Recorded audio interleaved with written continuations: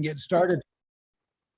We're doing the April 23rd weekend Bucky call. And so Manu, Manu, how are you feeling today and what do you anticipate to get out of the call?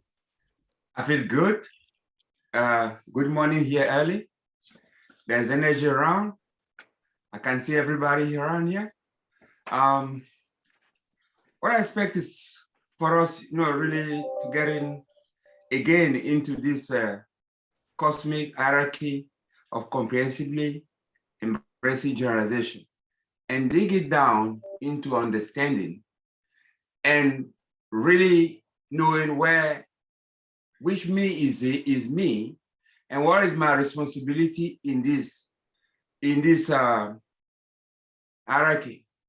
What have I got to do and what should I do in terms of a kind of being a member of synergy of existence, and then also really impacting my environment. That's what I expect. Philemon, how do you feel? What do you expect? Thanks, Manu. I'm feeling great. What I'm expecting, I'm glad you asked me next as soon as you said impacting my environment. So to be really short and sweet, I didn't know what to say until you said that. So it's how can I keep learning, absorbing, applying, and then relearning a lot of the stuff we talk about to impact my environment. Nelson, how do you feel and what would you like to get out of today? Thank you, Philemon. I am feeling very good. Thank you for this call. And my expect today is continue to learn about the universe and me and you and the environment. That my feel and my expect today. Thank you. Joseph, what do you feel and what do you expect today? I feel pretty good. It's good to see everybody. I'm looking forward to building a little bit on what we talked about on Wednesday and continuing to learn about generalized principles and in a regenerative universe. So sorry, I'm just kind of walking into from something, so I'm a little bit caught off guard. But anyway, who hasn't gone yet? Okay, Kelly, my friend, how do you feel? What would you like to get out of today? Well, as per normal, I'm tired, but there's nothing unusual about that. Yeah, what I want to get out of it, what everyone's talking about, I like this idea of members of synergy, which Manu brought up. He said, we can be members of synergy. And I like that idea. What's a member of synergy? So I go with that. So who's next? Johnny Butler, how do you feel? What do you want to get out of today? Kelly, I feel pretty good for a guy who's in isolation with COVID at the moment. Oh, geez, not really. The last couple of weeks have shown me the best laid plans. I flew to New South Wales, Victoria on Good Friday to attend a family birthday party at which my sisters kindly gave me COVID. So I left the party and had the next sort of 10 days planned out. And then I got a phone call the next morning to say you're a close contact. So I had 5 days in isolation as a close contact and did a test on the morning of the 5th day and I had COVID. So I'm in another 7 days of isolation now. And the fun of changing bookings, 5.5 hours on the phone to Qantas to change my flight. It's all fun. But anyway, it's part of the world we live in as long as you can relax and not stress yourself. So where are you now? Are you in Perth? I'm in Tumut. Oh, Tumut. So you're not even home. Anyway, it's been eventful. So I wasn't there last Sunday. I was saying goodbye to my sisters. And yeah, as I say, caring is sharing. So I've been very fortunate, very, very mild symptoms, and I'm looking forward to getting back home to Di and to the firm. But I'm just keen to catch up, learn a bit more, always come out a little bit wiser, usually a bit troubled in the head, but anyway. So that's where I'm at today now. Anne, you haven't gone, have you? Yeah, I haven't gone. So how do you feel and what do you want to take out of today? Okay, thank you, John. Yeah, it's always a good day to see Kelly with us. So, and it's always great to be able to see every one of you on Sunday. Yeah. So I did miss last week. I missed the session last week with all of you being Easter and all that. So yeah, happy belated Easter. What I'm looking for today, to actually continue with some of the things that we discussed the last meet, because there were a lot of I think things that opened up for us, and I'd really like to explore it with greater depth. I mean, even if it's linked with something that's different today. Yeah. Okay. Anybody else haven't been, or is it back to Steve? Yes. Yeah. How do you feel and what do you expect to get out?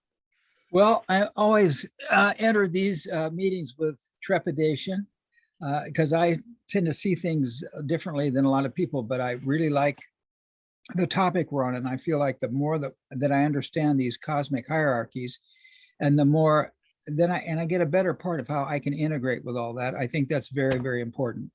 So yeah, last week was traditional Easter. This weekend is Orthodox Easter weekend, but we were off last weekend to kind of like give everybody a chance for their Easter. So Anne, you tried to log in and I saw you come on, but I saw you way too late. So very good. No worries. Yeah. No worries. Okay, so what we're going to do is we started, and in fact, what I'll do is a couple of things here. I'm going to share kind of an overview because to me, what we're studying is important. Here comes Raffers. So last week before Easter, we did this one, which is the, oops, that's the wrong one. This is the one we did here. Cosmic hierarchy of comprehensively embracing generalizations. And in this process, we go down through several items. I snuck up at the end of all this that we're doing. There's a little formula down here, and it's at the very end. And I snuck it in over here to kind of give a context of what we were studying there. Now we're entering this session, which is basically cosmic hierarchy of comprehensively embracing and permeating generalizations of generalization, which is an interesting twist. If you see the difference between the two headings, and then he added this little code, GG to the power of n. Now I'm assuming that GG to the power of n means generalizations of generalization. Mhm. And so it's kind of exciting. And we go from a kind of a narrative embracing generalizations. We go through a narrative, the cosmic hierarchy of comprehensively embracing generalizations. And then he drops into this section. And if you take a look at this section, it's actually a giant, huge chart. And I broke it up a little bit. If you read in Synergy and get this section, it goes down for quite a few pages. We're going to start at the beginning. And interestingly enough, this chart correlates directly with this graphic here. And then what I thought we would do is go through and look at each one of these, comment on them as we go. So this is what I would call the reading, and then I have the breakout, and I'm going to flap back and forth between the reading and the breakout. Now, before I do that, I thought we'd do something really special, and I thought I'd give you guys a pop-up quiz. So here comes the pop-up quiz. Now, from what I understand on this, you guys can make this pretty much full screen on your side. There are 5 questions. Oh my gosh, this is the wrong quiz. See, this is so funny because I spent a lot of time on this. I mean, this strained my brain. Let me try this one more time. I'm going to make this smaller. Yeah, this is the wrong freaking quiz. Which of these is Bucky? Well, I'll tell you what. We can at least do this much. I had 3 or 4 questions asked for you, and I'm gonna. You see the quiz now. Does everybody see the quiz? I don't know how it works. Did the quiz pause up for you guys? Right, No, I closed it off because you said it was the wrong one. Well, it'll work. I had one with 5 questions. This only has 2 questions. It'll work. No, It'll it give has you the point four across. questions. It has four. Four. Does it have 4 questions? You got to scroll down. It has 4 questions. Yeah, Yeah. it had 4. That's right. But I closed it. Wonderful. All right. See, I just don't know how they work because I'm never been a participant. So here we go. Does anybody have the answers? Can you Yeah, resend? you guys can put in the answers, but here's the deal. Bucky, Can you has- resend to Philemon? I think it's up for everybody. I closed it. You said it's the wrong one, so I deleted it. Oh, okay. So I'll launch it again. How's that sound? Thanks, mate. Well, let me see if I can do that. My screen froze up. Yeah, it's frozen. That's right. Let's see. Yeah, your screen's frozen too. Okay, well, what I can do is I think, see, I've never done these. I even sat on for an hour and a half with Zoom today going, how do we do this? So let me quickly go over because I really like this thing and I'm going to see if I can launch it here. Hang on a second. Meetings, give me 60 seconds. If it ain't rolling, we'll do it verbally, okay? And then we got today's meeting. And okay, then I go down here to quizzes and polls. Here we go. And okay, there it is. And now we're going to go ahead and I'm going to relaunch this poll. Can you see it now? No, I thought maybe you couldn't. Hang on. I'm still frozen. Oh, son of a gun. Hang on a second. Cancel. Maybe it'll say. Close the frozen. Okay, hang on. Cancel. Here we go. Launched. Okay, one more try, and if not, I'll just go ahead and give it to you. Okay, I'm going to duplicate this one, and I'm going to launch it. There, do you see it now? Yes. All right, good. There's our quiz for today. we don't see. Where did you see? I can't see. I closed the old one because you were going to relaunch it. And I haven't got anything now. And you don't have anything now? No, Well, this is the disgusting. first Okay, time we had it and we submitted. We've always known Philemon was a troublemaker. Yeah, and my lack of Yeah, it's experience. always Philemon, yeah. I'm going to go with you, John. I'm blaming it on Philemon. I'm not going to blame it on my lack of Well, experience. I've got it. So it's all that matters. Let's go. I'll answer them that's all right. for you. The rest of us had it. All right, so here we go, you guys. Conspiracy. Here's Bucky's generalizations of generalization. So here's a list of 5 items. If you can't see this, then make a note on a little piece of paper if you like to. First is universe. The Yep, word universe, U for universe. The next is cosmic integrity, CI for cosmic integrity. Mhm. The next is N for nature. The next is O for unknown. And the last that I have down here is S for synergy. Now, which one of those does Bucky list first and on his generalization of generalizations? What is the most inclusive of those terminologies that you can see? Well, just go ahead and pipe up, John. If you want to. Universe. Universe is first, you'd say. How many people agree that universe? Don't agree. Integrity. Uh-huh. Cosmic Cosmic integrity, I would say. Yes. Integrity. Cosmic integrity. I'm going unknown. I'm gonna Cosmic go with integrity universe. is the first on the list. Cosmic integrity is the first on the list. What's the second on, which one of these would Bucky call the second thing? Between universe, cosmic integrity, nature. Well, we know it's not cosmic integrity because that's first. So which is second? Universe, nature, unknown, synergy. Universe. Energy. Energy. Okay, cool. At least you're thinking. Which one do you think is third of those? I'm gonna go with unknown. Universe. Nature. It's nature. Nature, Nature's then energy. unknown. Yeah. So Nature.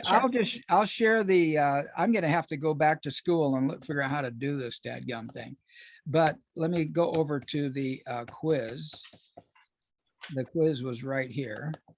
So the list that I gave you guys, it'll load one of these days. Come on, load. There we go. All right. The list I gave you guys was universe, cosmic integrity, nature, unknown, and synergy. I left off known. Okay. So, and here's what we reviewed last week, and we're going to be reviewing it again this week. Here's how Bucky prioritizes. Cosmic integrity is number 1. Synergy is number 2. Nature is number 3. Unknown is number 4. And universe is number 5. And the way he sets this up is in this formula. And when I read it last week, I said, cosmic integrity, that's a symbol for cosmic integrity, one of them, is greater than synergy, but that's not the way it should be read. Because the way Bucky puts this up is he describes them as tables of inclusion. So let me move some stuff here and we'll start with our reading and how it's going to look today. So here's our cosmic hierarchy of contemplatively embracing and permeating generalizations of generalization. And he calls these sphere of inclusion. So cosmic integrity, it would be said that synergy is included in cosmic integrity. And the question is, does it mean that that cosmic integrity includes synergy? Nature is included in synergy. Unknown is included in nature, and universe is included in unknown or nature. And we're going to discuss that today.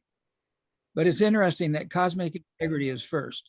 And to me, the interesting thing about it here is he has actually 3 symbols he uses for cosmic integrity. He uses that pentahexagon, the hexagons in a sphere with a couple of pentagons in there. I don't know what you call that. Do you know what you call that, Manu? Anybody know what you call that?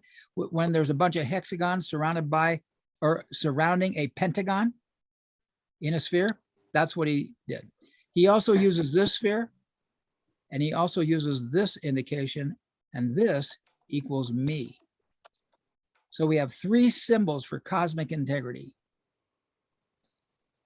Then synergy, then nature, then unknown, and then the universe. And we're going to read through and determine how these relationships work together. Comments or questions?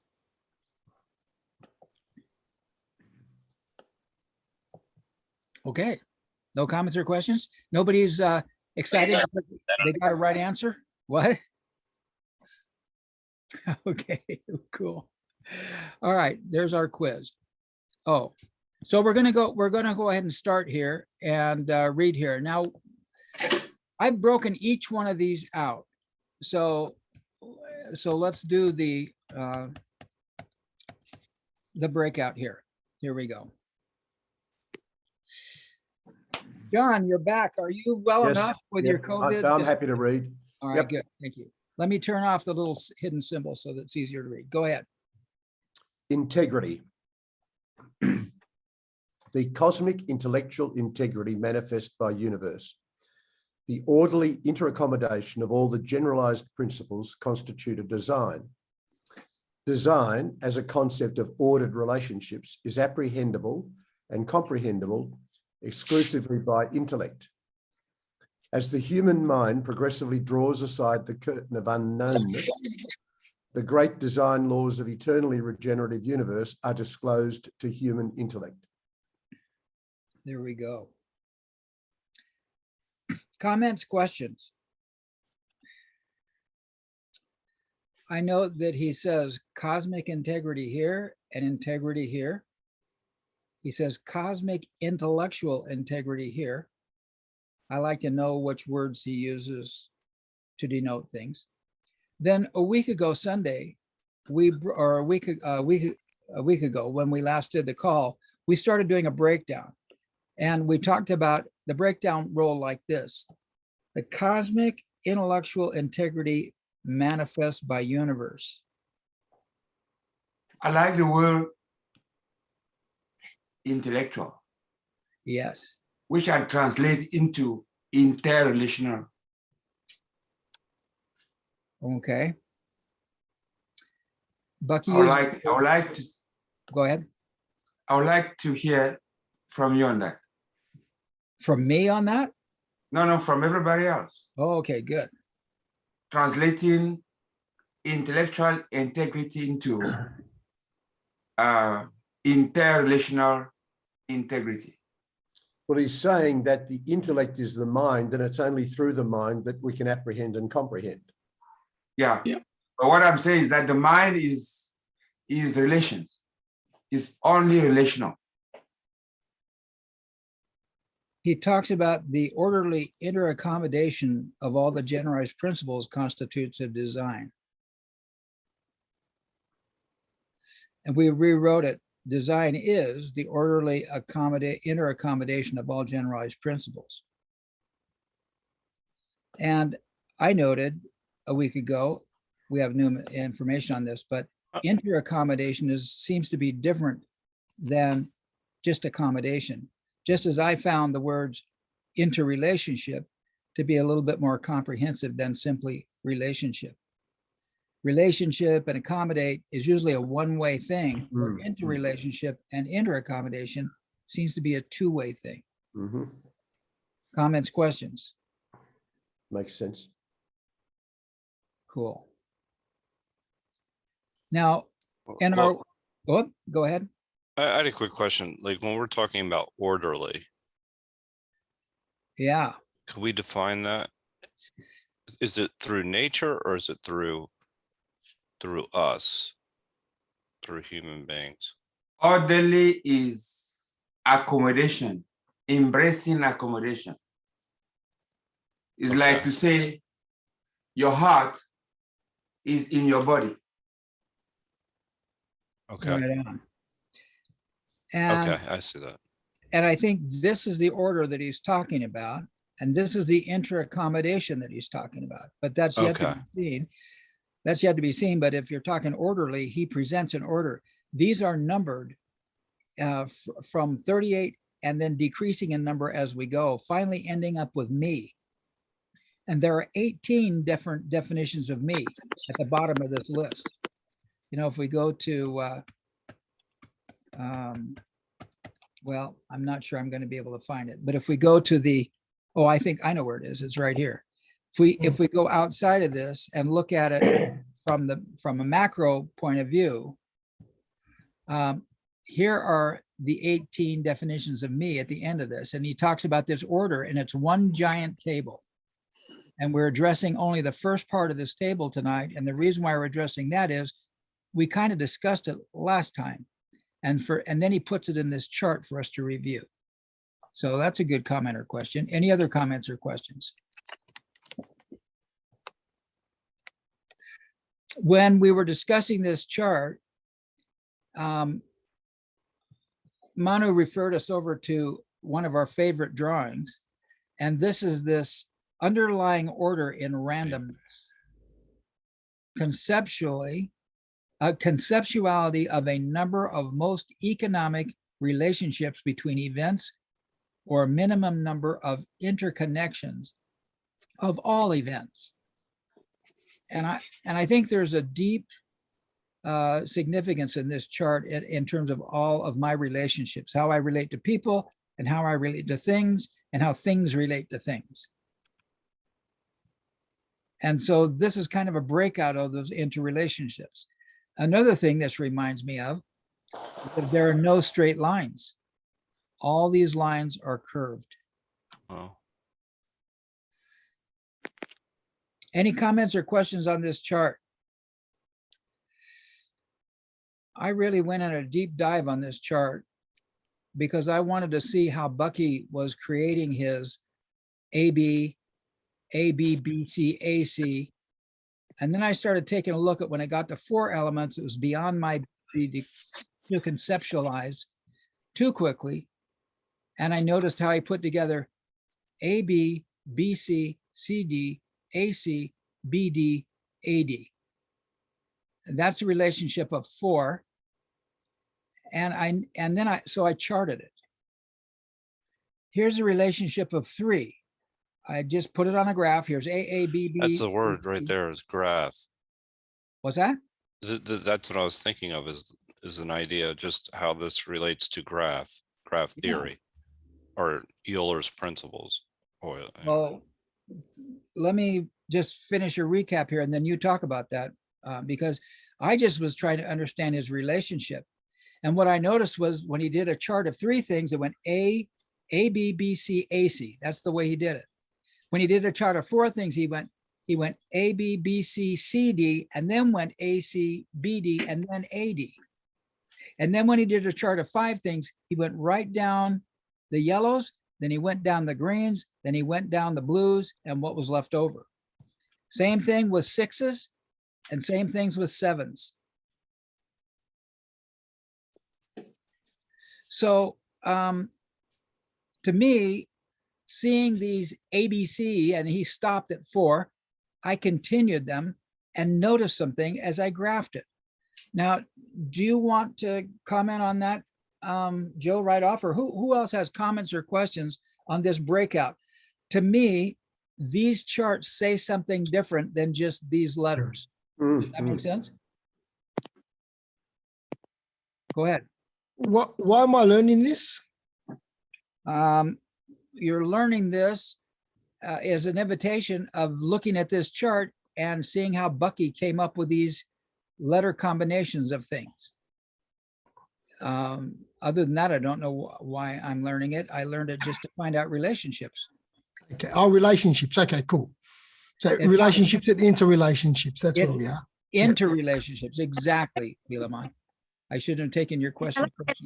This Go ahead, Anne. Okay, right. Because we do come across this a lot when we talk about, like people train in business and they talk about organizational, the relationships and how complicated it gets. And usually it stops there. When we created our chemistry game about 5, 6, 7 years ago, actually now, we realized something.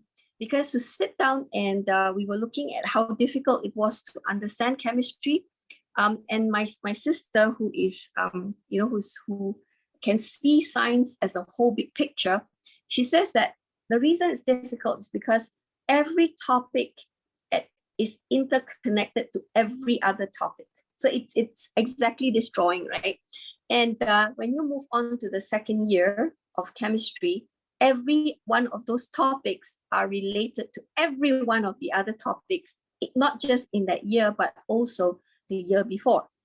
But we also realize it goes beyond that. And because people are looking at it in very confined relationships, like relationships on how we work together, relationships in chemistry.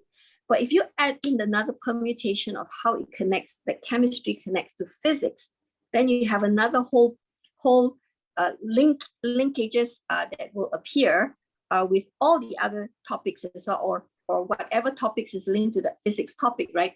And then you throw in another physics topic and it will link further. And then you throw in economics, then you throw in environment, then you throw in people, literally the relationship. And I realize nobody ever talks of the world that way.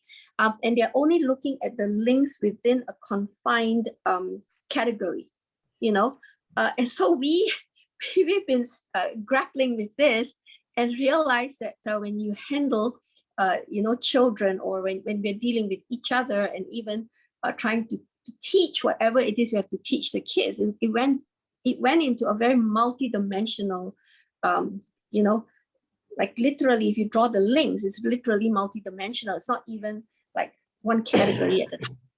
So unless I think we understand that the way people move forward or put forward information is kind of very limiting.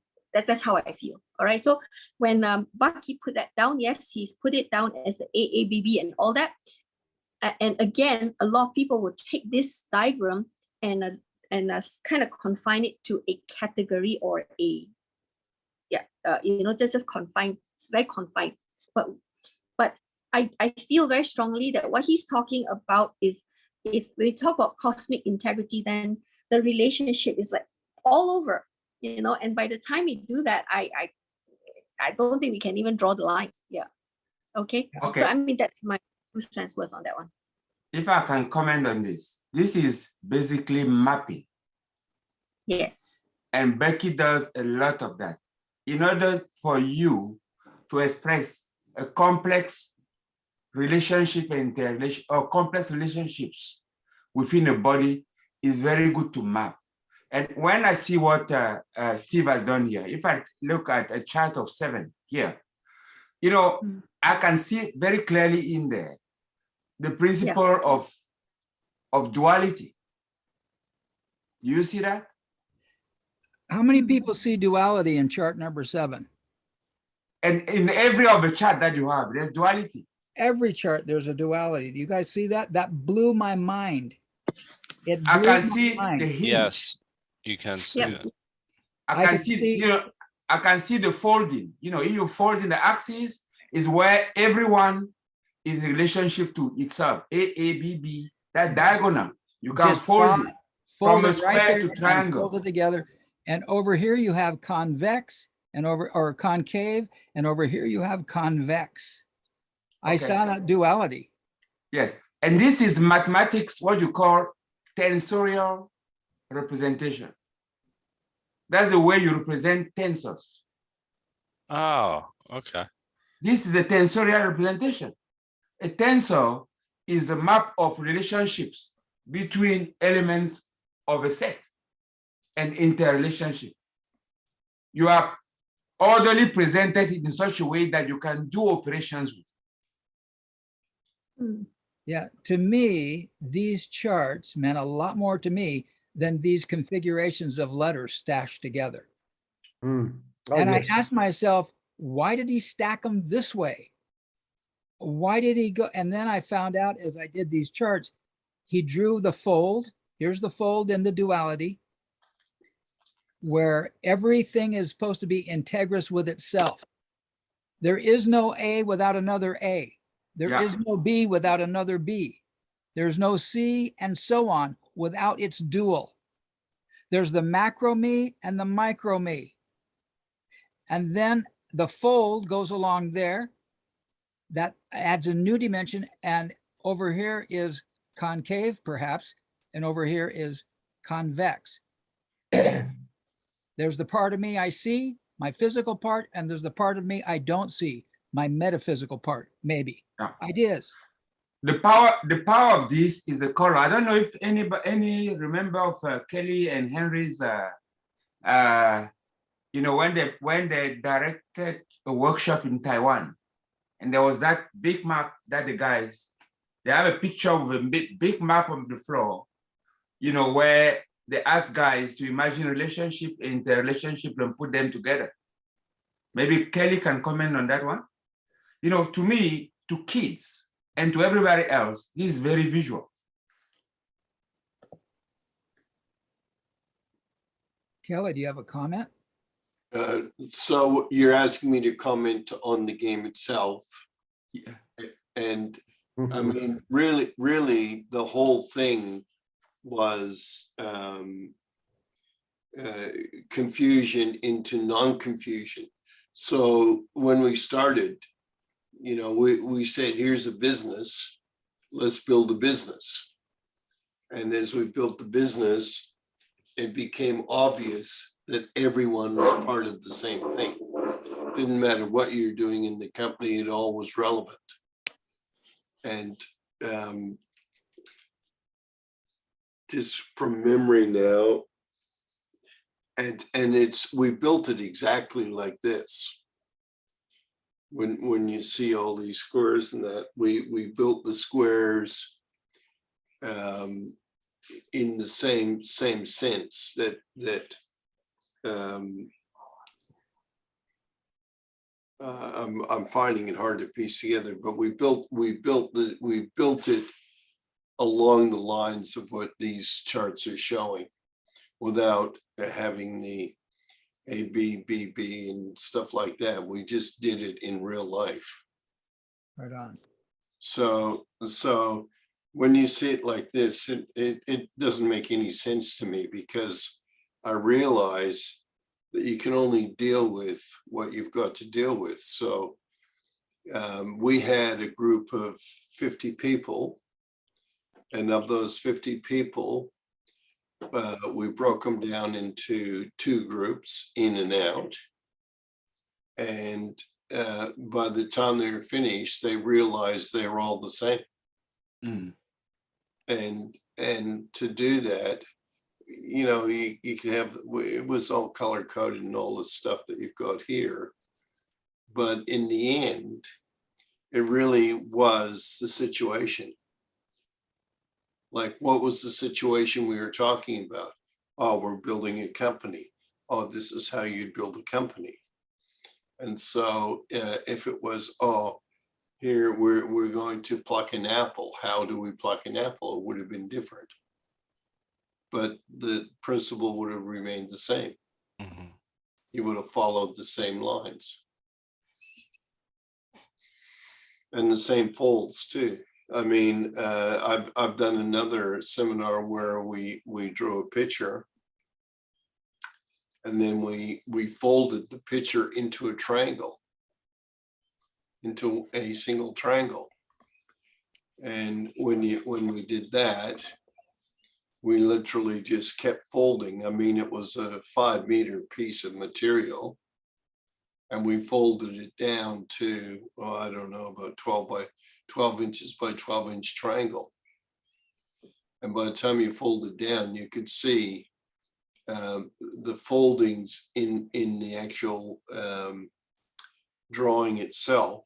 And when you could see that, you could see the triangulations, and no matter how much you went, it would always come back to a triangle. And so we've done that as well. So grids like this are, you know, they make sense, but they're situational. Right on. Can I ask a stupid question? I like stupid questions. I mean, is this kind of, could this be like the jitterbug in a way? If you Well, look it at is, it, it yeah, is, it folds, yeah, that it folds into, yeah, it all folds into itself right? and into circumstance, into situation. You know, you can say there's so many things that you can do. I mean, we're talking on the Bucky call now. You could do one of these for that, or you could do another one for Anne's classes, Right. and they would all fold into. And when you fold this, by the time you fold this, you'll end up with a triangle. Right. Okay. Which is a hinge square. Yeah. In fact, in the jitterbug, he calls it he calls them diamonds and ridgepole diamonds. A ridgepole diamond folds into a diamond. There's that ridgepole. If you guys remember, there's when that happens. Okay, cool. Any other comments or questions on this? To me, this was quite enlightening because I saw the convex and concave. I saw the duality in the A's and B's and C's and D's. And then over here, this is really an important thing as I studied the chart. He gives 2 sevens. And here he talks about why this 7 is also included with this 7. John, do you want to read that one right there? 1 second. So you're talking, I've still got the chart in front of me. Really? So sorry, you're saying at the bottom, the little bit of text under the diagram. Yes. You're referring to same number of events could be in a random array? Yes, that's the one. But minimum total of relationships are same in number. Right on. So he's drawn number 7 2 different ways. And every line is connected to every line at some level. That's where Kelly was saying. I hadn't noticed that. Yeah, okay. Yeah, I actually looked at this chart about 8 times before I saw that, and that's why I put that arrow by there. Mm. And I built these little graphs. Any comment on that one? Yeah, any comments? Thank Yeah, you. I just want to say that, you know, what is illustrating there is that, you know, you have same constitutive element, but depending on how they interrelate, they create 2 different events. Do you see that? Yeah. It creates, could you repeat They that? create two different events in like twins. So as this event is not the same as this event because the No. interrelationships are relating differently. Is that correct? Yeah, It's the yes. same number The of number, events. the constituency is, that's the principle of division. Right. So the maximum or the minimum total of relationships are the same. But Okay. the number This is of what he says. random He array- said that in a when you have when something is finite, right? Right. You can define how you combine the elements of this finiteness. Mr. Palmer's here. Hey Oh, guys, is it that? Oh, Can you hear me? God, look at Hey. that. Let's How stop are here you? for a second and say hello to Wayne. Manu, hi, Yes, Wayne. Hi. how you doing? I'm great. Steve, how are you? Kelly? Very well, thank you. And someone in the middle, I don't know. Who's that guy? That's me, Me? probably. That's That's Joe, you? I guess. The one with the Gilliman? Yeah. Is that headphones. your name? Hi, Wayne. Oh, hello, Wayne. My name's Joe. Hi, thank you. Nice to meet you. And you, sir, what's your name? John Butler. With the headset. No, No, I'm Joe. So, You're Joe and you, sir, are Nelson. brown and black stripes? That's John Johnny Butler. Butler. John Butler. John, nice to meet you, John. John. Sean. All right, good to meet you. John. Okay. So So Wayne, welcome. long Wonder. time no see, mate. Look great. yeah, Hey, is that Rothers? What's that on your Yeah. face, Roth? Well, I just grew some hair, mate. I may not have known you on the street. How are you? You look no worse for wear after almost dying with COVID. You had Rockford. COVID and went to the hospital, right? Yeah, good to Well, see I you only looking so spent well. 6 days in the hospital. I was lucky. Yeah. Good to see you all. Nice to meet Yeah. you too, It's great gentlemen. to see you, Wayne. very nice Thank to meet you, Wayne. Thank you, Joe. Okay. Well, that was a wonderful diversion. Welcome back, Wayne. Yeah, Exciting. absolutely, yeah. So Thank you, sir. you kind of saved us from being in the thick of it. We were just talking about this interaccommodation of relationships presented in cosmography, and noting that these A, B, B, C, AC relationships can be listed the way Bucky lists them, but then he stopped at 5.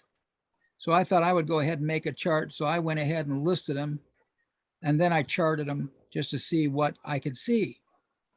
And we determined that there's a double A, double B, double C, which seems to be the fold line. And on this side is the concave, perhaps, and on this side is the convex. This side is the physical, this side is the metaphysical. This is the seen, this is the unseen, maybe. That was our conversation as we were talking. Okay. Yeah. Oh, and then this was my idea of maybe this is concave and convex. So any comments or questions on these charts or on the cosmology relationships, noting there are no straight lines in the universe?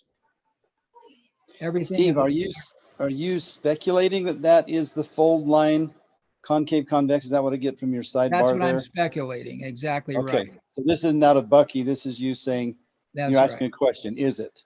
That's right. And this is Okay. Bucky. The Bucky is the panel over here with the blue arrow on it. Yeah, I'm familiar with that.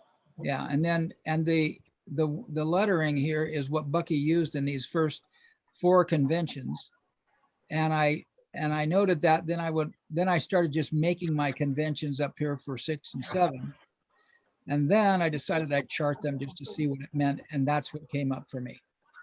We were just completing that conversation. Any other thoughts, comments, questions on this before we leave this page? Okay. Give me a second. I don't know. Now, in the weekday group, also understanding these relationships, there was this concept here, also from cosmography. John, do you want to read figure 6.7? Underlying order in superficially seeming randomness law. the number of interrelationships X of a given number N of something is X equals N squared minus N over 2. When we look at the stars, they appear to be quite randomly scattered throughout the sky. We can say, however, that the number of direct and unique interrelationships among the stars is always given by this equation. Further, we are mathematically justified in assuming order always to be present, despite the appearance of disorder. Looking at the starry skies gives us a personal sense of the order discovering power of weightless mind, and at the same time, a sense of our physical body's negligible size in the universe when compared to the vast reaches of visible stars arrayed across the nighttime sky. Comments or questions on that reading? And just to note, this formula here is the formula right here. So as Bucky unveils this chart of conceptuality of a number of most economical relationships between events, these AB relationships occur, but the number of interrelationships are defined in that formula. And those are shown in the graph above. So this is a way to graph that formula. And then what I went ahead and did, just because I'm just crazy, I went ahead and put this into a spreadsheet, and I came up with, and I said, okay, let's go ahead and test Bucky. We'll put in this formula and we'll say the relationships are 2, and what's the outcome? What's X value when the relationships are 2, and it's 1? What's the X value when the relationships are 3, and it's 3? What's the X value when the relationships are 4, and it's 6? And here's the mathematical proof all the way down through 7 events. There are 21 different interrelationships. They grow exponentially. Yeah. Steve, that I was have a a question. Yeah, please. Where's X? I'm seeing the formula. Is X? there an X in the formula? Let's go back to that formula. Yeah, there is. Over on the Oh, there we chart. go. Over on the Equals chart, X. Wayne. Okay, equals X. Got it. Gotcha. Okay. I turned it, he said X equals this number, and I turned it around, this number equals X. And Yeah, that's where X is over here. equivalent. Sure. Okay. Right, really good. Comments, questions? This was a great exercise for me, I will tell you that.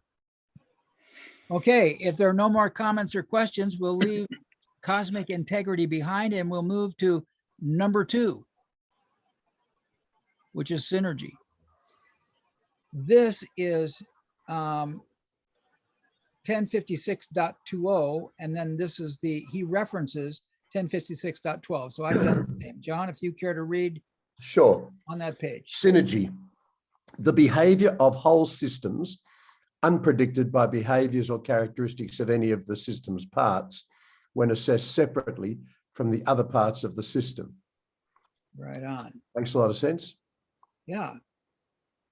He does a yin yang symbol here without the dots in the middle, which is real interesting to me.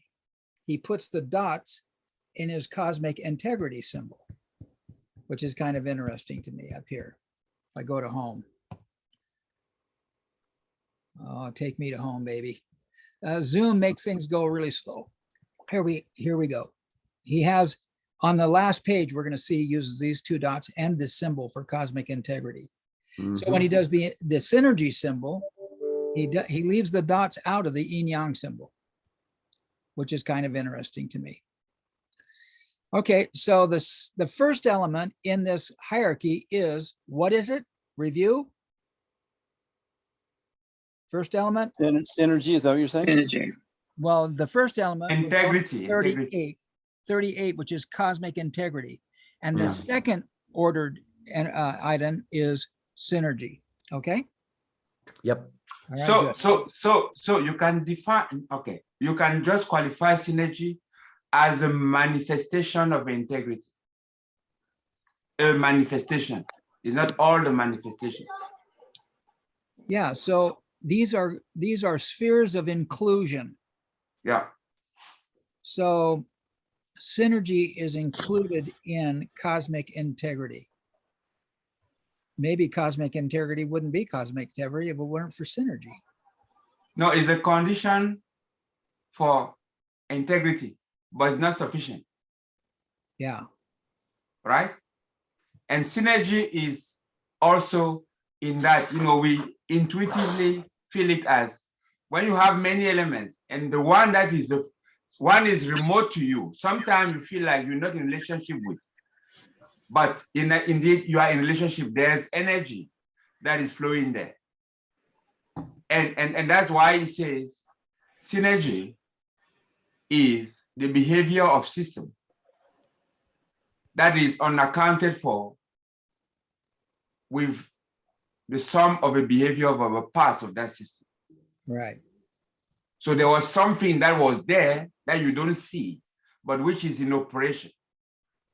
And Right. it's in operation only when all those parts, all those conditions are together for it to play. Comments, questions? Well, what I'd ask is what does synergy, what does the word synergy in and of itself mean? I would summarize that as leverage. Synergy means synchronized energy. Yeah, I Yeah, thought it was the most economical way that the connections are made. So that's the way I was reading synergy. Well, synergy is synergy, synchronized energy. So when you're looking at it, everything is energy, and then it's how it's going. So to me, the behavior of whole systems is looking at how does the synergy interact with the interactions. Right Which, on. and then you have an optimization part of that, right? That there's an optimum within that system. Yeah, but again, optimum, I don't know what optimum would be. Yeah. Optimum to me is kind of like a conditional thing. And here he's just saying, look, synergy is the behavior of a whole system. And the way the whole system acts is greater than the way any of the parts act in and of themselves. The whole is greater than the sum of the parts. And that's what he's saying here. Energy and synergy is the way things work together and synthesize a wholeness, right? Guys, there are two things in the dictionary. The word synergy comes from the Greek soon, together, and ergon, work. The same root gives us ergonomic and energy. And then a second definition, the interaction of two or more agents or forces so that their combined effect is greater than the sum of their individual effects. That's kind of the standard definition, I think. Yeah. Seems like there was one more here. Anyway, I've never heard that energy thing before, Kelly. That's interesting and seems to be borne out by this one definition anyway. The synthesis of energy. Is that what we're saying? Yep. And I want to just to let you know how this works. In his section 1056.20, he refers back to 1056.10, section 12, and then I put it here so that instead of us having to go back and forth, we're able to look at them. That's why I took the time to paste them in. Any comments or questions on synergy? Not as far as what it is. Cool. Well, we Synergy. don't have to stick with what it is. We can stick with what it isn't, Wayne, if you like. Well, this is the Bucky call after all. That's right. Comments, questions? Synergy between manifested and unmanifested. I think. Right. Manifested and unmanifested. That's good too. Because both sources have energy, right? Yeah. There's energy in the unmanifested and energy in the manifested. And it's only unmanifested because we ain't seeing it. It's probably manifesting. We haven't learned to calibrate it. So it seems like it's unmanifested, is what I might put out. Any other comments or questions? Okay, let's go to the next part. Steve, I'd like to add there, I think that something can be manifested in the metaphysical world or the spiritual realm and not be visible yet in the physical. Mhm. But something unmanifested could also be something that is in the field of pure potentiality that I haven't triggered yet with any thought or energy or emotion or action of my own as a creator. Sure. So the potential is there, but it is yet unmanifest. Well, and Wayne, with all respect, let's say I don't see where Pluto is, but I know that the Earth has its orbit because Pluto is where it is. Pluto is part of the system too. And I don't, Right. if I can't calibrate it, then there's no way for me to see its other than a potential. But in actuality, it is affecting the system whether I am able to calibrate it or not. And could it be both? If from one perspective, or not your perspective or mine, but your example is really good.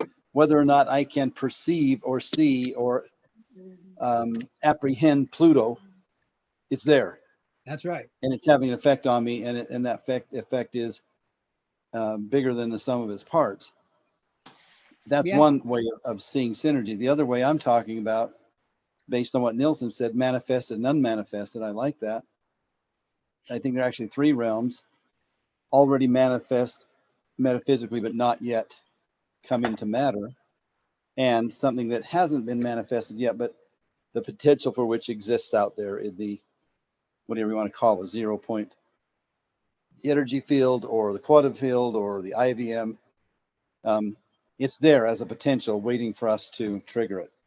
That I wouldn't say is manifest yet because it's only a potential. Now, I don't know, do we have three things on the table there? Is anybody tracking with me? Yeah. And I'm going to lovingly like hold my position.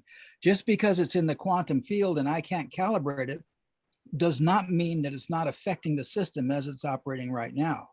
Yeah. And it may not be manifest in terms of, in fact, we're going to get to known and unknown here. So maybe we can resolve it a little bit later as we go. All right. And I'm not taking a position. I just see both parts of that, and Yeah. and one does not exclude the other. But go Okay. ahead. Known and unknown. Let's go. Okay, well, let's go for nature. Now, what I did on this, you guys, was he cites another section. And so I thought I would just bring in his whole conversation about nature from the previous section, because we've done 1056.10 and we're doing 1056.20 right now. And he cites 1056. So I thought I would bring them in and we'd use them. So John, if you want to start, and I start with 1056 or go back to 1056.13. let's start with 13. Okay. Nature, the totality of both all that is known, universe, and all that is unknown, N, is the integral of all the integrities, always manifest in the progressively discovered generalized eternal principles. So N is the integral of all the integrities, always manifest in the progressively discovered generalized eternal principles. And to me, this says that it's manifest in progressively discovered. This is the part where I would argue that my ability to calibrate that phenomenon affects my ability to progressively discover what's already there. So I'm throwing that argument on that part of the table. Again, I agree with all the positions that are there. Any comments or questions on what John just read? Okay. What is really interesting and is that in my mind, in the common, it was just, kind of unconsciously that nature was on the universe. I don't know if anybody else had that impression before. That nature was under the universe. Yes. Yeah. That universe embraced nature. It's the other way around. Nature is the universe, and Yes. which is all that is known. Yes. And it's all that is unknown.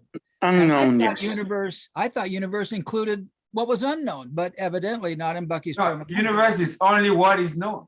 Yes. Yeah. Yeah. By whom? by us, by me. By us.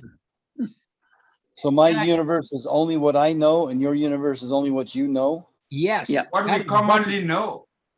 That is Bucky 100%, Wayne. Your universe is your universe and my universe is my universe. And if we come back up to the very top of this chart, there right there, me is right next to everything. Yeah. And when you know what you don't know, it becomes part of your universe effectively. So, Yeah. And I And think- what you don't know is much more bigger than and what you you know, know. yes. Right. Every wise man says that. And this is where I come back to, here's the word manifest. Always manifest in progressively discovered generalized eternal principles. So the unknown is there, but I'm only becoming aware of it progressively. And But it's there. Go ahead. I've got something to say.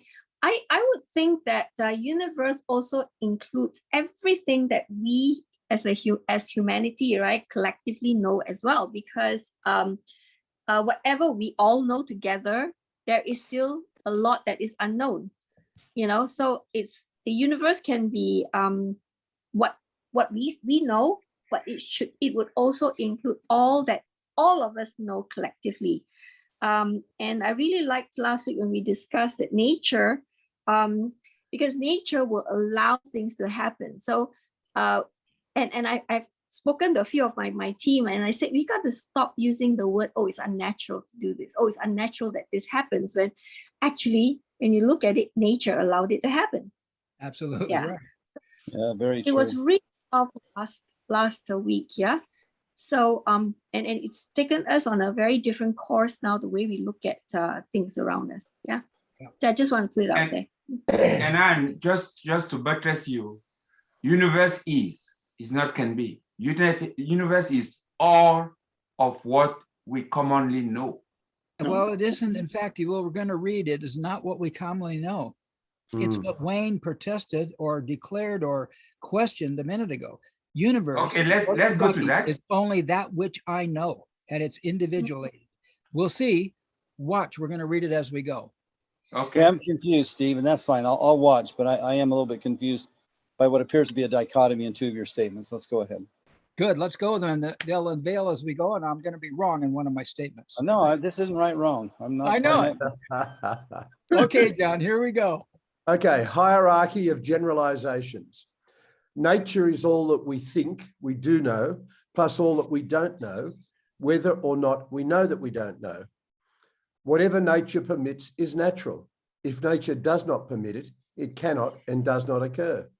Mhm. Now, see, this is exactly what Anne just said a minute That's ago, what Anne was saying, right? right? Yeah. About nature. Good job, Anne. Anything Thank else you. discovered there? Well, yeah.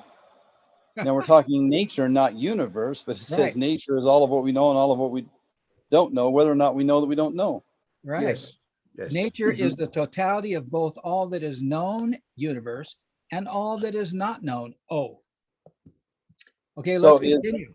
What? Hold on. So is the part of nature that is not known, which is also part of nature, not part of the universe? Yeah. But let's see what he says. Let's continue to read. Yeah. What do you mean? Yeah. Yes, it is not part, or yes, it is part. I'd say, No, yeah. I let's mean, I continue think to read. what Becky says clearly is that nature embraces in the hierarchy the unknown and the known. Right, And the known, you call it universe. right. But universe doesn't. No. The universe doesn't. Okay, I'm Universe- holding on. Let's go. I'm Nature hanging is right more- there here. Nature is more general than universe. Okay, Okay. let's continue. Yes.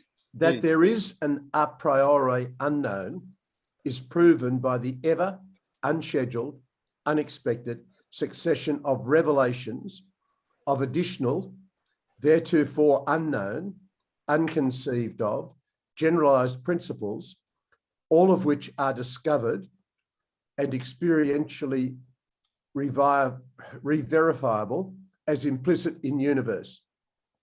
It is also retrospectively manifest that this progressively amplifying knowledge mind as constituting eternally operative cosmic relationships was revealed only because of intuitively pursued frequent reconsiderations of information complexes redrawn from the ever recallable special case experience inventory stored in the human's brain neuron bank. All that is known emanated exclusively from the previously unknown. Exactly. Okay, so this is very complicatingly saying what he said up here, I think. No, I think it's much more than that, Steve. Yeah, It's giving you the process. He said the process is never a straight line. that's true. You ever trying, testing, you know, and then calibrating, recalibrating, reconsidering. That is one thing that he said. That is the pursuit of veritas. The other thing that he said is that all what is known has always flown to us from the bank of what is unknown. So the unknown embraces the known. Exactly right. And there's something else in there, Manu, and that is that the human mind has the ability to construct a priori that which is unknown. And where does the intellect get that? It gets it from the unknown. We have the ability to predict the unknown from what is known. This a priori sense of manifesting in progressively discovered generalized principles, this progressive discovery. Okay, but let's discuss what does a priori mean. Okay, let's discuss it. Okay. I think that a priori means what is conceived but not yet counted. What is what and not yet counted? Conceived but not yet counted. Yeah. What is to come? A priori. It is something that we're not yet calibrated. We're not yet counted. We're not yet accounted for it. Yeah. It's a theory. Yeah. Well, whatever we call it is something that we're not yet kind of counted. We're not yet calibrated. Yes. It is there. And in another place, he says we intuit it. Yes. Intuition is a way we do an a priori discovery. We say, Yes. this fact and this fact, therefore these things must be true. Right. It's intuit it. deduction. Yeah. A priori. But to be clear, Steve, intuition is the way we discover what was in relation to us formerly a priori. Right on. Okay. Okay, here we go. Any other comments or questions before we charge off? Because I want to get to this thing, what is universe? And it comes here at the end. Okay, we ready to roll? Before we, Steve, before we go there, I do have a question. Because if you look at that inclusion chart, yeah. Okay. Because the more we understand nature, and then synergy and so on, I would like this answered, because when we think of nature, we think of the trees, the environment, and all that. But I think nature here also includes anything physically under physics that can happen. That's also part of nature, right? Even though it's not an animal and so on. So if that's the case, then like synergy includes nature, right? Then so synergy, what is then not nature that's included under synergy? You know, I can see synergy with this, like everything can synergize, right? So when you look at nature as in plants and life on the planet, then yeah, that's normally what people think of nature. But then now we're talking about nature, what can happen in nature. And that includes even how rocks can break apart. You're talking about erosion and so on. But so if nature includes that, then it's included under synergy. But then what else does synergy include? Well, we On can a bigger level. we can Yeah, look, I would be like, we can look back at the synergy definitions again if we want.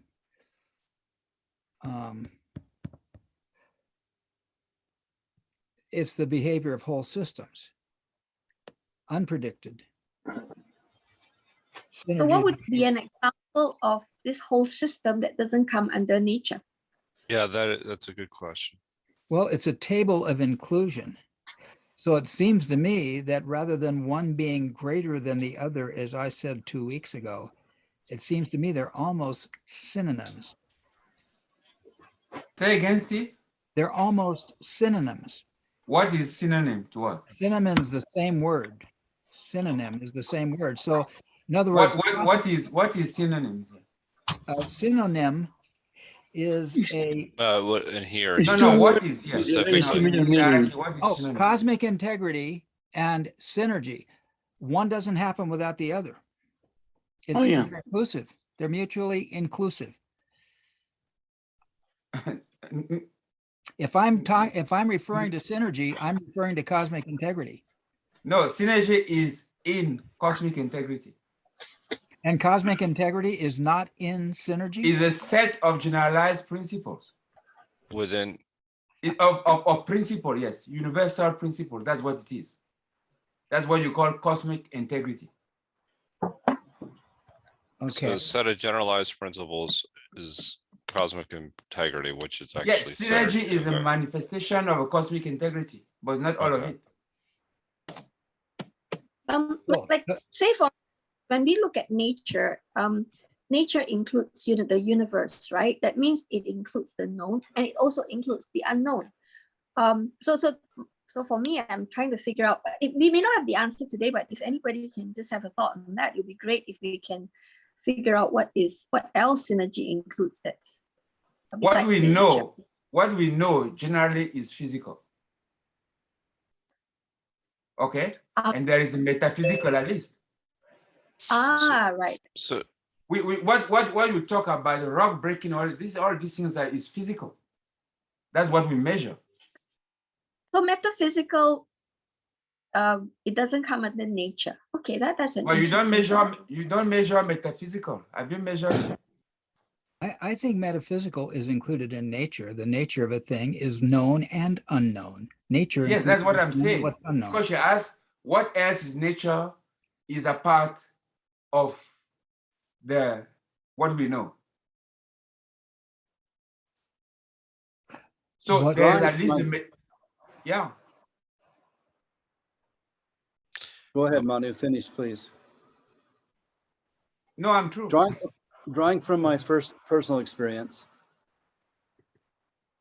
I feel that cosmic integrity is always in operation because it's integrity, because it's whole, because it is congruent. And the closer into alignment I come with that cosmic integrity, the more synergy I experience in my life. mhm. So I'm thinking that cosmic integrity generates synergy. I've got my camera too low. You're looking at Cool. cosmic integrity would generate a synergistic manifestation. Yes. So that's how it appears to happen in the universe. Synonyms, probably if we're talking about from the synergistic standpoint, but if we're looking at it from the cosmic integrity standpoint, the synergy might fall short of being enough similar to be a synonym. I don't know. But I get that they're first cousins. I get that they operate together. I get that one is a manifestation of the other. Well, and here is the formula that Bucky renders at the end of all these charts. Cosmic integrity or synergy is inclusive. These are spheres of inclusion, and he uses this greater than symbol. Oh, wow. So universe is way down the line. Yeah, yeah. it's Cosmic amazing to me integrity- that universes. I'm sorry. Yeah, No. I'm with you. We're all equally So I'm with shocked. Yeah, no, that it's all that. Yeah, because I always and it is the whole. It's defined as the whole in other parts of Bucky's writings. Right. The universe is defined as the whole, but it's only what we know. Yeah, So it Bucky- doesn't really include the whole, in my opinion. I don't know. Well, in fact, let's get to that, and we'll actually, if we'll just bear with it here. I was Steve, reading, what was the O in that formula? the O is all that is Unknown. Unknown. unknown. This is all Okay. that's known. this is all that's unknown right here. O So equals cosmic integrity is greater than synergy, which is greater than nature, which is greater than all The that is unknown. all of the known, which is greater greater. than universe, which includes the unknown. Yeah, but say I use greater than, but I think this sign stands for isn't has included in it. Include- I think we need to be includes, reading it okay. this way. Synergy is included in cosmic integrity. Nature is Mhm. included in synergy. All that is And therefore unknown. in cosmic integrity. Yeah. And you were going to see a breakdown in a minute here. I was reading in Synergetics section 536 today, where he really got into individual universe and knowings of the universe. I wish I had clipped them out, and maybe if I have time, I can throw them in. But I just started searching. I started searching Synergetics for this number, 1056, and went down through Synergetics and found all sorts of really cool references that say that anyway, that say what we're about to say. Okay. So, oh, we're not on this chart. This is our topic for tonight right here. And here's our breakout over here. So we've read through this. Let's continue and see what else Bucky tells us about these things. John, if you're back. Sure. All the unknown, that a priori mystery experientially and operationally manifest as a cosmic source by the scientific record of all the known, which has always been unpredictedly and successively harvested exclusively from the a priori unknown, which non-simultaneous succession of discoveries thereby discloses that no discovery has as yet exhausted the a priori mysterious exclusive source of all the scientific knowledge, all of which discoveries are always experimentally re-verifiable to be forever a priori existent and waiting to be re-verified as being eternally coexistent with all the other principles. Sure. Cool. And then this is a little breakout of each sentence. Comments or questions? Most powerful words in that whole thing to me is eternally verifiable. That we're not left on our own to just trust anything. We actually have the capacity and the ability to verify the cosmic integrity of all of those parts. Right. They are waiting to be verified as eternally coexisted. They're just out there waiting to be verified. This is where I come back to the idea of calibration. But What about the see, operational? Okay. No, go ahead. No. I was just going to say that is in itself the principle of integrity. Is not because you are embraced by what we call a higher order that you cease to be eternally, to be a principle. In other words, let's just go to the physical, further down to the physical world. Gravity exists. Gravity manifests in a certain way. And gravity manifests in a certain way in coexistence with electromagnetism. They are all part of a choreography.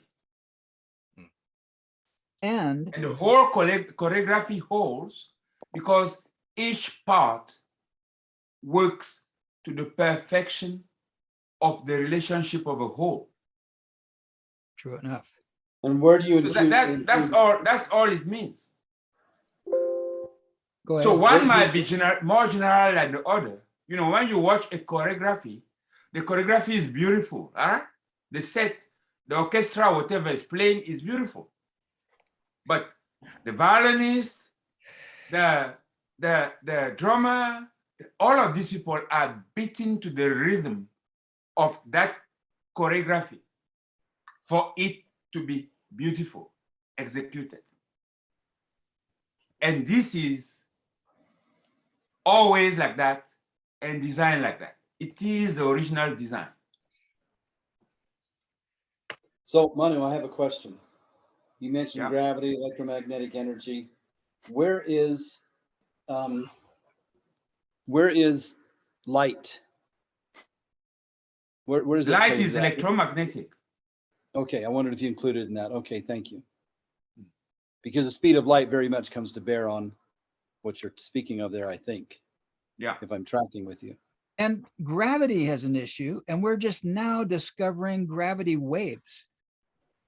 And in fact, I was just watching a YouTube thing about two neutron stars colliding, and they found some radiation that they identified as, because one of the big problems with Stephen Hawking's black holes is beyond the event horizon, boom, everything gets smashed into spaghetti.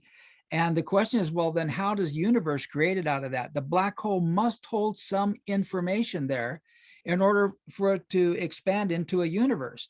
And with the latest research with gravity waves, are when these two neutron stars collided, there were a couple little energy blotches there inside that explosion that stayed there. And some guys are speculating that is that gravity wave is the essence of whatever it is that is the DNA of the universe. Everybody's speculating on it right now, but I just watched that video. And that's natural. We are from within. Yeah.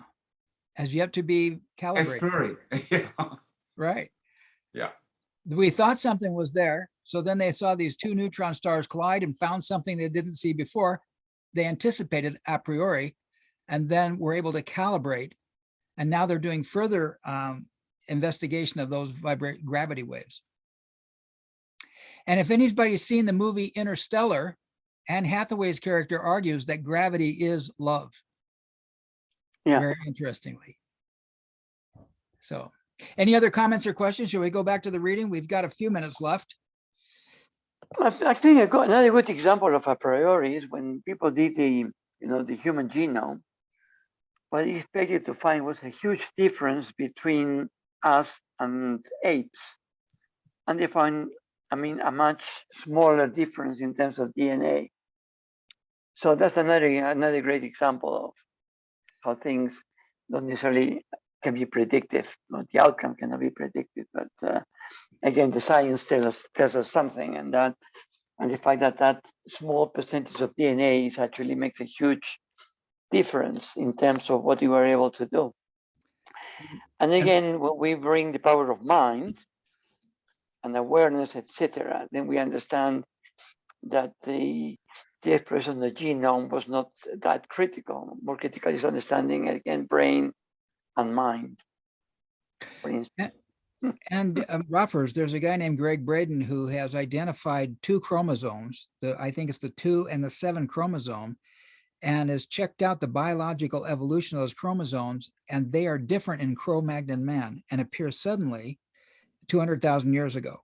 That the anatomically modern human being, Cro-Magnon, appeared 200,000 years ago, and it's different, been genetically altered from apes. And he talks about chromosome 2 and chromosome 7 as being non-evolutionary. Yeah, And very he interesting. has the science for it. Yeah. So, comments, questions? Okay, good. Let's see if we can nail this universe thing. And maybe next week we'll talk about 536, where Bucky gets into this in a major way. John, are you ready to go, sir? Yes, I am. Now I'm starting from 1056.15 down universe, all the known. Well, the breakdown of it. Yeah, let's read it, the paragraph first. Thank you. I'll go on from where I was, right? Yeah, right from there. Okay. Okay, here we go. Yes. All the known. All the thus far observationally known to exist phenomena. Universe is the aggregate, all of humanity's all-time consciously apprehended and communicated experiences, including both the explicable and the as yet unexplained. Communication in this definition can be either self to self or by selves to others. It is only by such eternal generalized principles discovering mind's conscious communication to the brain's neuron bank that each generalized principle discovering experience becomes an integral special case asset of humanity's awareness processing facility. All the foregoing integrate as the known. Human awareness first apprehends, then sometimes goes on to comprehend. No guarantees. Right on. So this tends to confirm what Anne said. And I'm very interested to go back to my 526 and see what it said, because it was quite interesting. Before you go there, Steve. Oh, this is it. I think we're done tonight. So we need to finish. Okay, this before you go conversation. there to your 526 on here, because there is subtlety there. Just get, yes, there. You see, universe is what has happened, right? And what has happened that we have observed one way or the other using all the sciences. That's what you call universe. Now, of that set of things that have happened, there's what we understand that we can explain and what we are yet to explain. In other words, something has happened to me. If I take me, something happened to me. I know it's happened to me, but I cannot explain what it is yet. In other words, I've not yet described it and put it in accordance of understanding one of the principles that I generalize. That's what the difference is. If you try to go back to what we say, nature is the known and the unknown, it's not going to hold. This is amongst the known. It is known it's happened, but there's part of it that we cannot explain yet.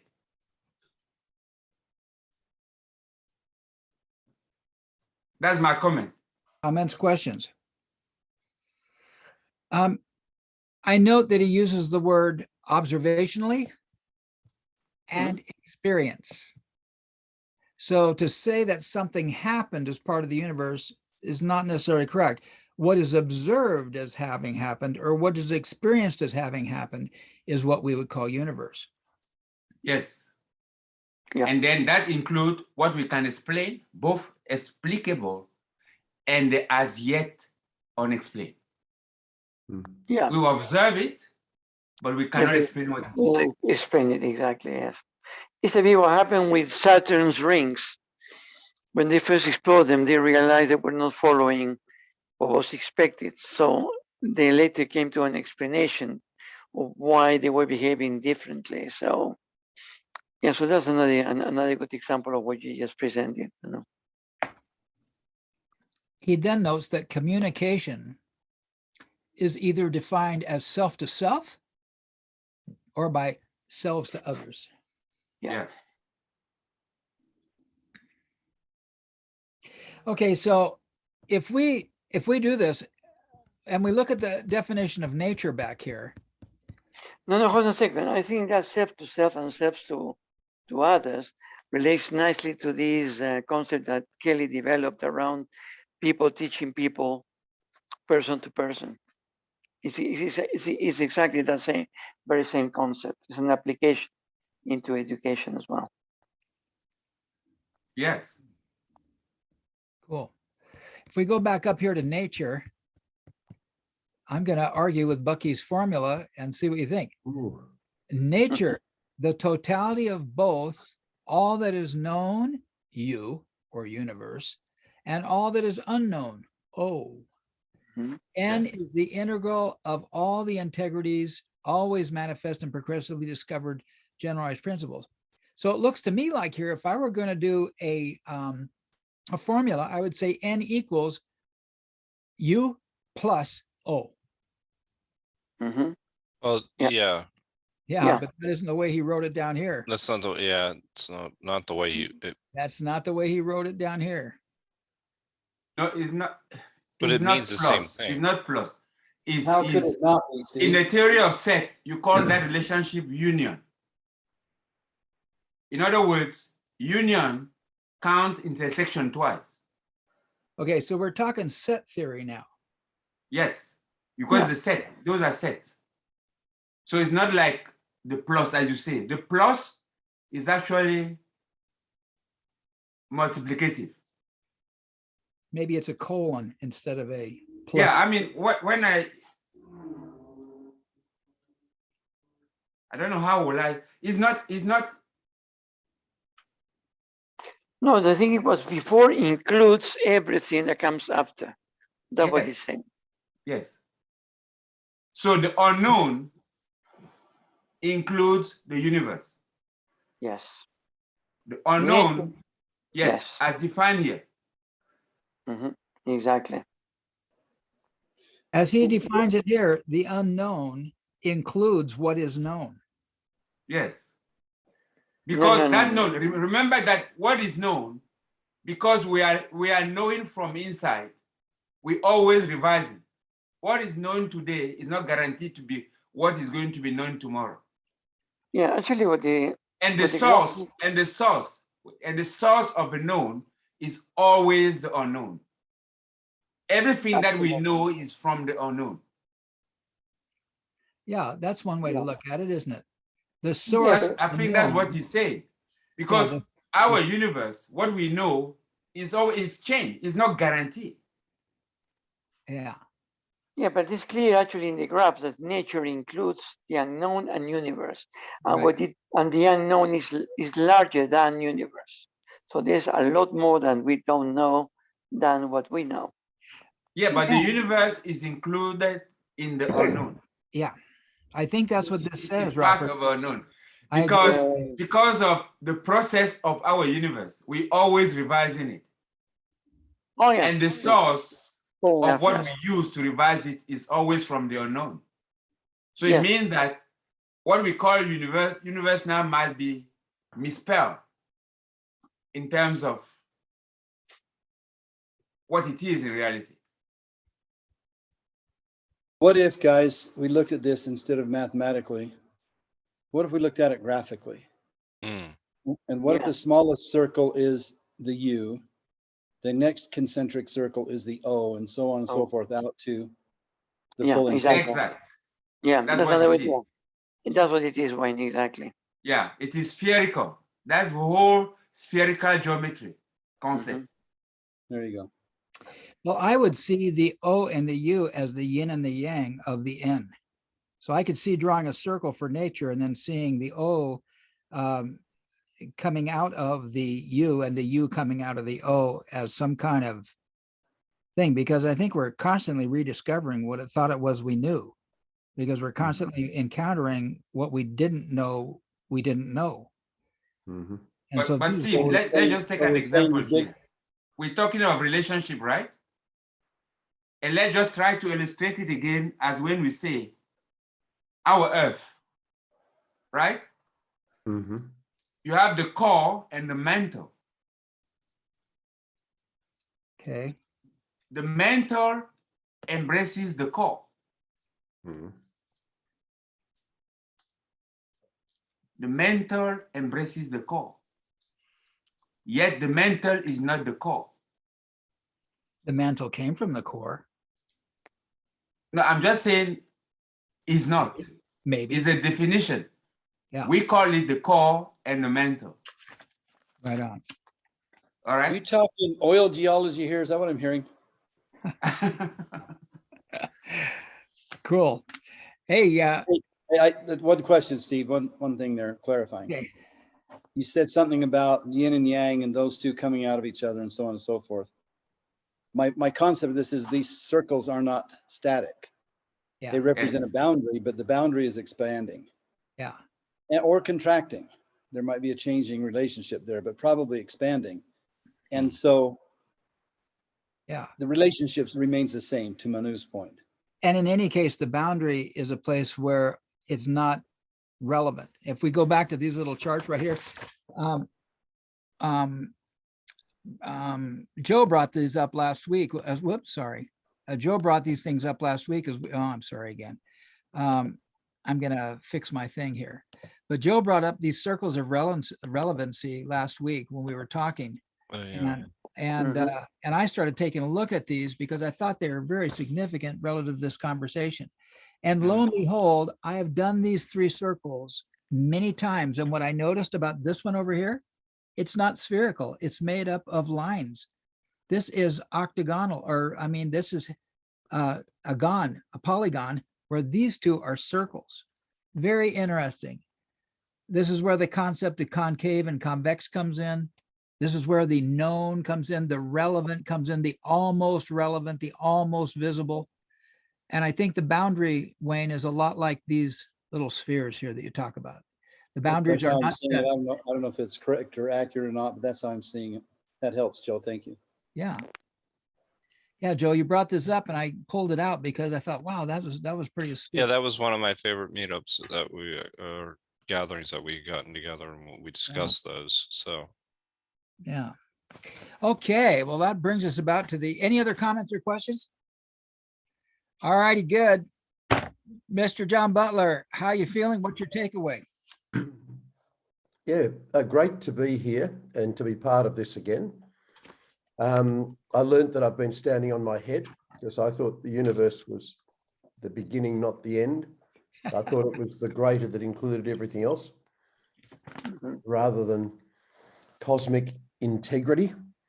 So just putting it all in order in my mind and doing my best to make sense of it all. But yeah, great to be a part of it. So that's what I feel. Philemon, how do you feel and what do you take out of today? Thanks, John. I didn't like the call. I actually put my video off and I listened to it all, but I was going back to propagating my plants here. I got one thing, it's what Anne said, because what I love is I love the intellectual conversations, but then I love the personal examples and stories, because then that kind of helps. Okay, what can I do? How can I integrate it? When Anne said, one of her colleagues said that it's unnatural, she said, no, it happened in nature.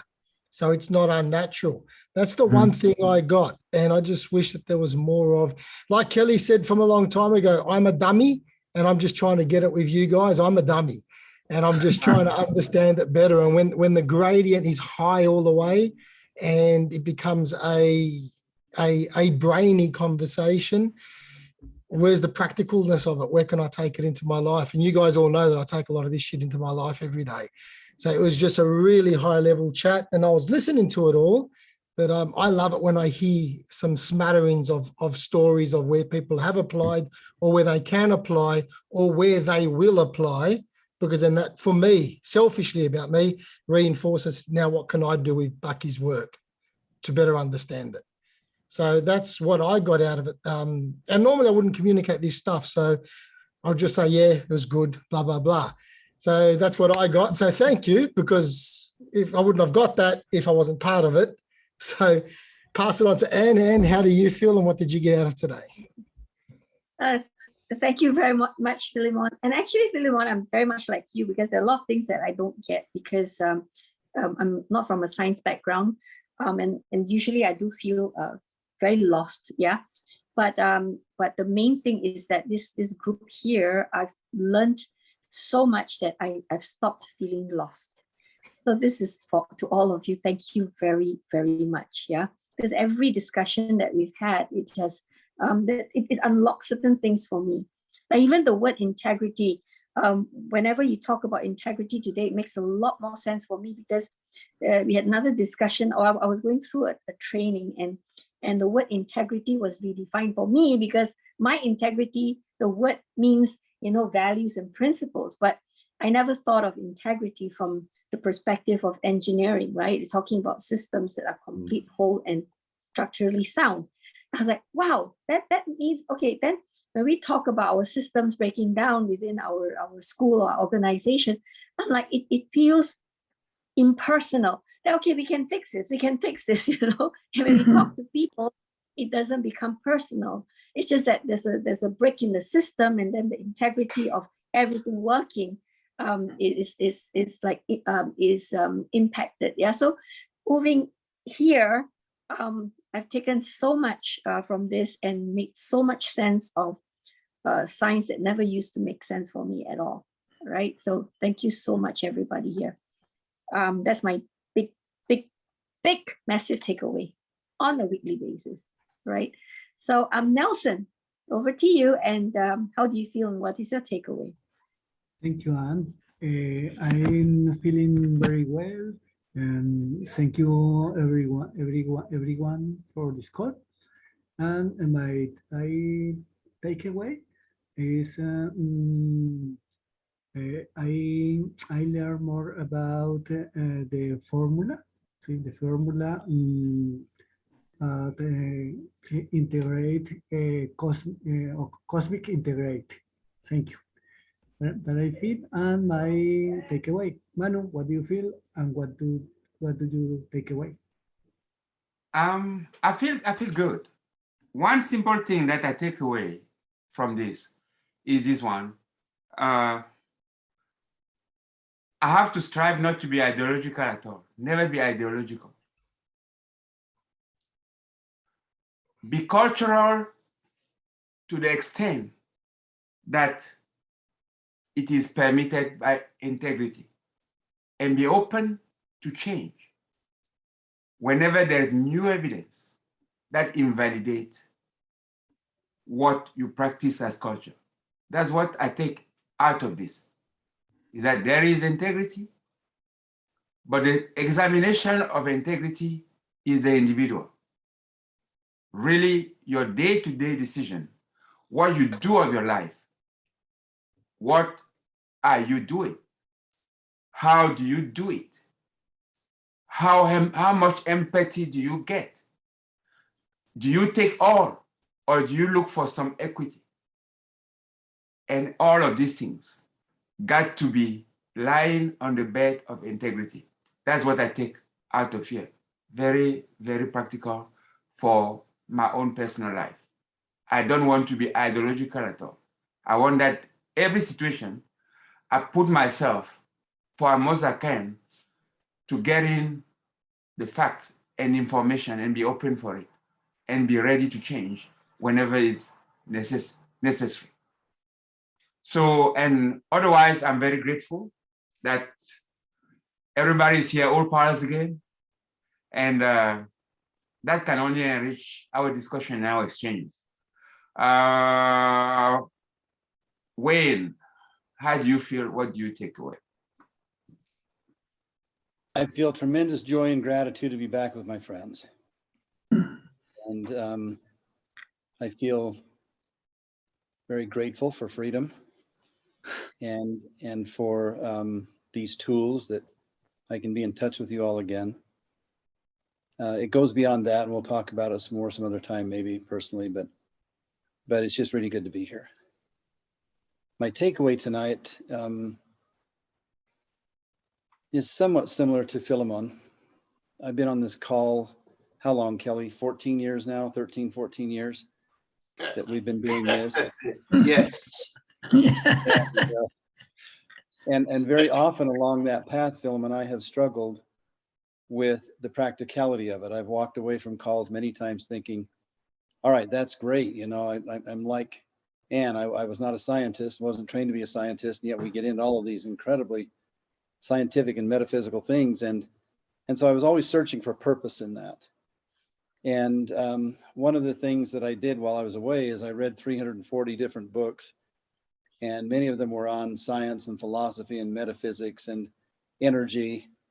And I came to a beautiful wholeness of perspective that it's all one thing that we're looking at, and that the practical application is up to us.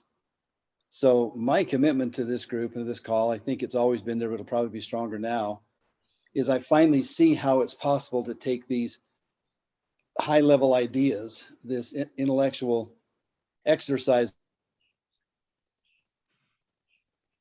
It's frozen. What a time. I was about to get the What a message. time to freeze. Yeah, I agree. Oh, Let's hope he comes back to life. I'm hanging on the edge. Yeah, so am I. Oh, please come back to life. There, Wayne. I think he lost his signal. He's frozen. Oh. So our takeaway's done now? Yeah, well, Joe, do you want to go ahead and do your takeaway? And as soon as Wayne pops back in, we'll, if it's convenient, interrupt and let him finish. And if not, finish, and then we'll let him go. Okay? Mhm. All right. So my brief takeaway is going to be one. It was very nice to meet Wayne. So that'll be one of my takeaways. And it's, you know, it was good to be here with the group. Understanding the formula a little bit better, but understanding also the graphs that we were looking at. The idea of folding and how it relates to the jitterbug, I thought was actually something that was interesting to me. I have it in my head that there's something to this idea of the most economical set of connections within that graph. I haven't really thought that all the way through yet, but I would like to actually maybe think about that and maybe discuss that with the group further. One other thing that was pretty much interesting is I've been studying a lot of ancient texts, and one of the things that they talk about is what has manifested and what is unmanifested. And it's specifically in the Bhagavad Gita. And they're very similar to Bucky's definitions. So it talks about the idea of things that start out unmanifested, but they become manifested and then they're returned to unmanifested. Now, I know that's not what Bucky's saying. He's only saying he's only talking about manifested and unmanifested, but it's interesting nonetheless to see these connections, that how they relate to not just to science or mathematics or even geometry. So that it's related to even spiritual texts as well. So that's pretty cool. So that's my takeaway from this evening. So my good friend Kelly, how are you doing? Yeah. What did you take away from today? Yeah. Again, I find it very hard to keep up with this group right now as I am. But as I go, I get to certain points of understanding. But to me, when I look at this thing, I look at it and say, one end of it is cosmic integrity and the other end is me. Mhm. But it's all inside that. Mhm. And so when I look at it, I say, well, these are just things that I can be thinking about. And it might come into focus or not into focus. And, when I look at it, I say, oh, cosmic integrity to me has to be all. And me at its lowest is just the other end of the scale. And so when I look at it, I just say, I don't get as detailed as what we are today or what we've been today. It's just not that detailed for me. It's knowing that it's there and that I can reference it and say, like when I look at 18, the first 18 is me, intuitive, synergetically coordinated, sense, intellect, exploratory, sensory, glimpser, initiator. When I look at that, that's who I am. Mhm. And then I relate it to the rest of it, and it gets down. So breaking it down to the detail that we're breaking it down, to me, is confusing. And it's good. So for what it's worth. Wayne is back. And Roffers, but he just left again. Roffers still hasn't gone. Yeah, Raffers, how you feeling? What do you take away? Nothing. Hey, Wayne. Really. Hey, Wayne, when you can, come on back. We're ready for you. Go ahead. Yeah, Ruff. absolutely. Actually, you left us on the edge, mate. Anyway, no, it will feel great to have Wayne back. I mean, that means a lot to me. I mean, I spent a few of those 13 years with him as well, studying, and naturally, quite frankly, not understanding anything for quite a while. And through persistence and just hanging in there, I now have, again, a better understanding of Bucky, not complete or not even great, because again, I don't have a science background. So I think that helps enormously when it comes to understanding Bucky. But I do understand the applications. The fact that, as Kelly was saying, the fact that I can find who I am in this universe and how I relate to what I do, and understanding my design or our design, and the fact that, for example, I'm aware that we are not here to kill each other. That's for sure. But again, most people accept that, and it's happening right now in Europe, in Africa, and people are still killing each other. That to me is, in terms of what we study here, it doesn't make any sense. It just shows how much more there is to be done to actually bring forward the world that Bucky was trying to create. And I feel committed to that. I mean, to again, as Manu was saying, not to be ideological, because ideologies come and go.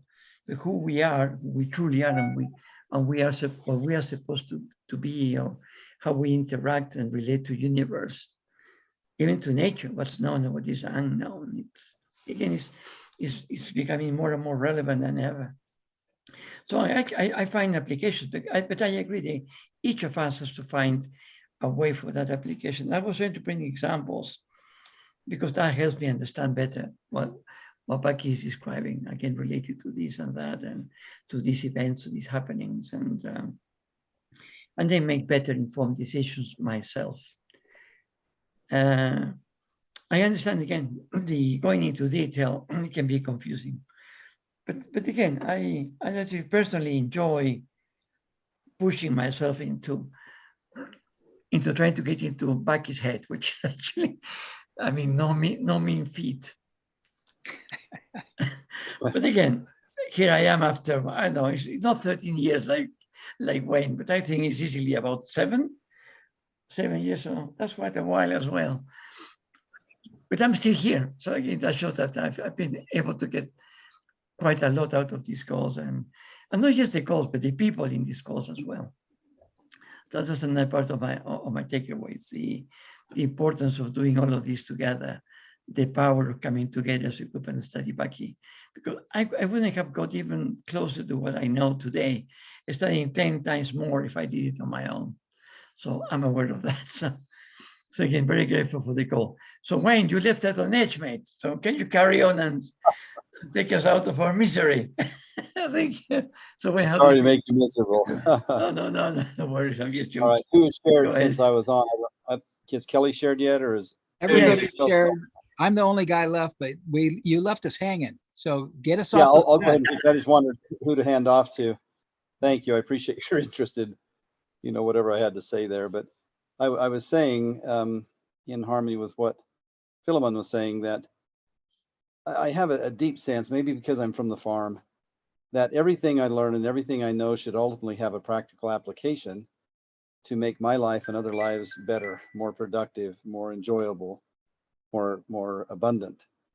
And so that has been the thread that I've searched for through all these Bucky calls. And I agree that sometimes we might get a little high-minded and go into the stratosphere. My wife often hears these and says, what is it with you guys? What is it you're talking about? Because imagine how we sound from the outside when someone isn't tracking us. The wonderful thing about the sabbatical that I had was I had time to sit and ponder and think and read and study and write and tear Bucky apart. I read the whole Buckminster Fuller library again, except for Synergetics. Unfortunately, I didn't have that copy of that. But I feel like I understand Bucky a little bit better than I have before. And what I'm struck by is that all of this was all about application for him. I mean, his goal was no lesser than saving the planet. And that clearly requires meaningful action. So I'm with you, Philemon. Sometimes I walk away wondering, all right, what relevance did that have? But I sure love my friends and I love talking about these things with them. And I, for one, will be pushing for the practical. For those of you that I haven't met yet, it's good to see you, and I'll look forward to becoming as close to you as I am to these other people on the call. This call has been a very important educational tool for me. It's been an important camaraderie. I don't know where else I could go and deal with people all over the world and work with people all over the world and hear the thinking of people all over the world every week. That ultimately does find relevance in my being and in my thinking. I've learned so much from all of you, and I'm grateful for that. I hope to contribute from time to time, and maybe something I say will be meaningful to you. But I deeply believe in Bucky's philosophy. He has challenged me and inspired me to find the biggest thing I can do to affect the maximum number of people on the planet. And that is something I've also been planning while I've been away. And I'm ready to launch. So good to be back, guys. I hope I haven't been too long-winded. And thank you for all of your efforts to make this call happen. Kelly, I don't know yet what all you went through, but I'm sure glad to see you among us. I haven't seen your head move for a minute on the video, so I'm not sure you're here. Are you there, Ritchie? Yeah, I'm here. Okay. All right, buddy. I'll pass it off to you. And my takeaway tonight. Susan, Susan joined us. how do you feel and what's your Susan takeaway, join Susan? us? Hey, Susan. I can't believe so many of my favorite people in one spot. I just got in from the airport. Wonderful to have you all together. I've got to say something before I hand it off, guys. Life is wonderful, and we never know when we meet someone what kind of a friend they're going to be, or if they will be close, or if they'll just pass out of our lives. I just want to let you guys know that Susan Cortese stood with me through everything I've been through in an amazing way, every step of the way. Now, she had an advantage over many of you because she was here in the US, but she sent me books, whatever I could ask for. I had to hold off a little bit because I felt guilty. But every time I mentioned I would like to read a book, it showed up the next day with Amazon Prime. And she's always been so encouraging. I've written in my journals that every time I get off the phone with Susan, I feel better about myself. And I think that's a gift for someone to have that power over another person's life. Susan, it's so good to hear your voice, and I appreciate you joining for a minute tonight. I love you and thank you for everything you did. No, So I passed it. Go ahead, please. no, I know that everything we do in life is an investment, and Wayne, the friendship has been just a huge blessing to me. And I know that you having time to focus and learn, that you weren't going to waste a moment of it, and that you'll come back and enrich all of us by the things that have gone on in your life. Well, one small correction. I'm not coming back. I am back. So There you go. and I'm grateful. Susan, I will pass to you. Well, you weren't on the call, so is there anything you'd like to say before we pass it to Kelly? It's Steve we passed it to. Well, Kelly shared, we're going to Steve. So anything you'd like to say, Susan, before we wrap up with Steve? I love you guys. I'm going to have to watch some videos to catch up.